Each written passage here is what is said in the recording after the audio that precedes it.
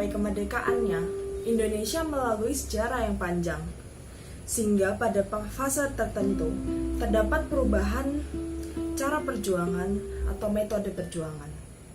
Seperti contohnya, pada sebelum 1908, perjuangannya bersifat kedaerahan dan kepemimpinannya diambil alih oleh orang-orang berkarisma. Sementara setelah 1908, dengan kemunculan generasi-generasi terpelajar, perjuangan kemerdekaan mulai berubah dan mulai bergeser ke cara-cara diplomasi dan juga mayoritas dipimpin oleh kaum terpelajar, dan sifatnya itu bersifat integrasi nasional, bukan masing-masing daerah kembali. Dan salah satu tokohnya adalah Dr. Sutomo yang akan menjadi fokus kita hari ini. Dr. Sutomo adalah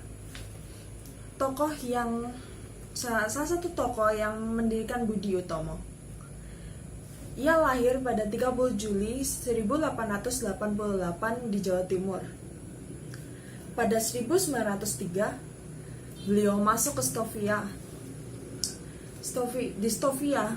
Ia sangat suka bertukar pikiran dengan murid-murid yang lain, dan kemudian ia bertemu dengan Dr. Wahidin Sudirohusodo atau penggagas Budi Utomo. Di sini Dr. Wahidin Sudirohusodo mengungkapkan bahwa untuk merdeka kita harus memajukan pendidikan. Dr. Sutomo memiliki pemikiran yang sejalan, dan sehingga pada 1908 yang Budi Utomo pun didirikan. Budi Utomo ini didirikan dengan misi kebudayaan dan pendidikan. Kemudian, tapi perjuangannya tidak sampai di situ saja. Dr. Sutomo juga tetap berjuang untuk Indonesia bahkan setelah lulus. Beliau lulus pada 1911. Beliau bertugas dokter kemana-mana, dan dari situ beliau bisa tahu bagaimana rakyat itu sengsara, sehingga terkadang pasiennya itu tidak harus bayar atau pengobatannya gratis. Dan kemudian pada 1919 hingga 1923 beliau mendapat beasiswa ke Amsterdam untuk kedokteran. Dan kemudian setelah lulus dari sana, beliau kembali ke Indonesia dan mengajar di NIAS. Kemudian pada 1924 beliau mendirikan ISC atau Indonesia Study Club, yang itu mempelajari serta memperhatikan kebutuhan-kebutuhan rakyat. Nah, salah satu prestasi yang dicapai adalah mereka berhasil mendirikan Bank Bumi Putra, yang kemudian akan menjadi bank nasional. Setelah itu ISC berubah menjadi PBI.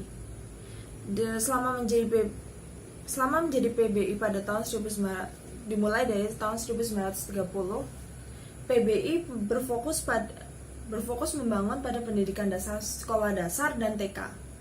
Kemudian selain itu PBI juga memberikan kursus kaderisasi dan politik, serta menerbitkan surat kabar harian dan mingguan.